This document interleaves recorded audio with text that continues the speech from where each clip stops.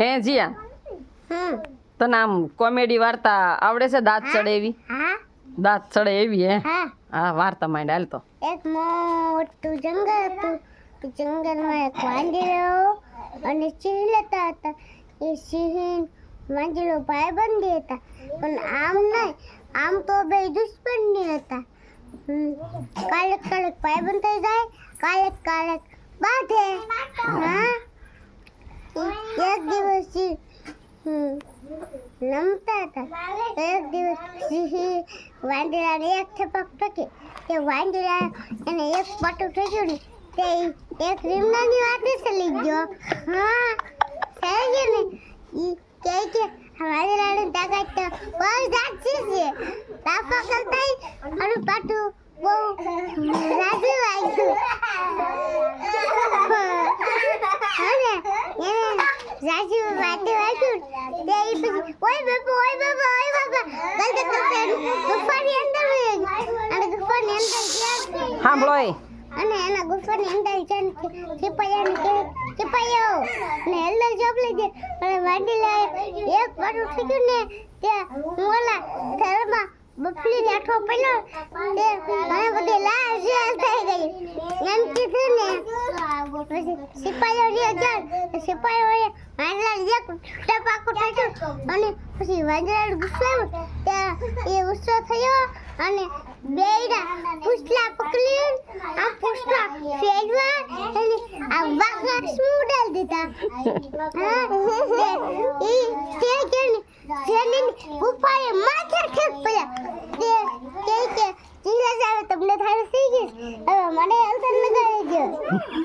ઓલા વંડીને હમણાં અમારા પૂછલા પકડી આકાશમાં ઉડાડી લગાડ્યો. આપણે ગુફા પાસે પણ લાગ્યા નહીં તે આમાં કઈ પીઠ નહીં મને ઠાઠા લાલ કરી લાગ્યા.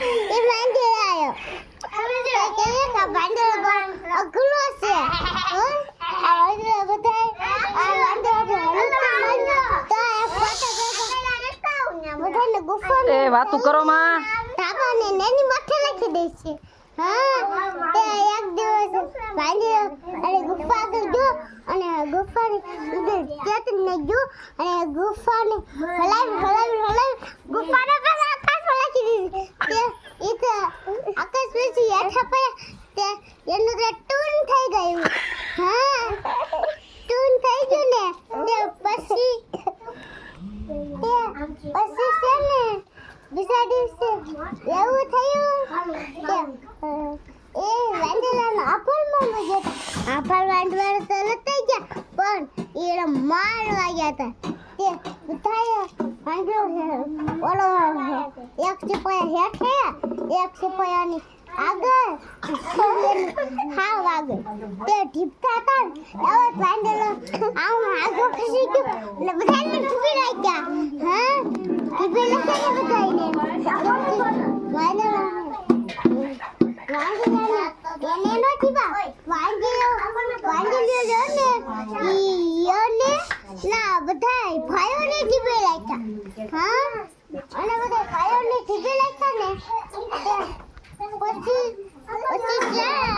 બીજા દિવસે જેવું થયું ને વાંદરો એને હાથે ઓલા સિપાહી એને માટે ફિસકાલી કહાલી નાખતા એની માટે નહીં તે બગાડવા માટે વાંદરાએ નવા લુગડા ન આપે આમ નવા રાખતા.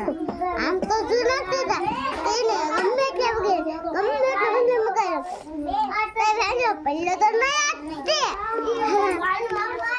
એટલે ન પહેલું ને અચ્છા તું તો મને પડો તો કેમ લે તે સિપાહીએ કીધું કે નહીં પડું હું નો પડું ને એવા લુગડા પહેરીને પડું નહીં ને એવા લુગડા પહેરી. સિપાહીઓને તો દાંત ચડ્યા અને ઈયર માથે ઉમળો કરો જતો તો દાંત વાગે પાછળ છે અને પાછો પૂછલાને પગ પકડ્યો અને ઉષા આકાશમાં બીજા દિવસે ગુફા બનતો લોખંડના તાંબાનો ચોક માથે પડ્યો તો હાવ હાવ છે હાવ એ હાલી લતા એકતા દિલવાઈ સિહના ટીપાયો હા લતા હાલી એકતા ને તે વાંઢાનો આફર માનવા ગઈ હા ગયા ને આફર માનવા તે બીજા દિવસે એવું થયું ને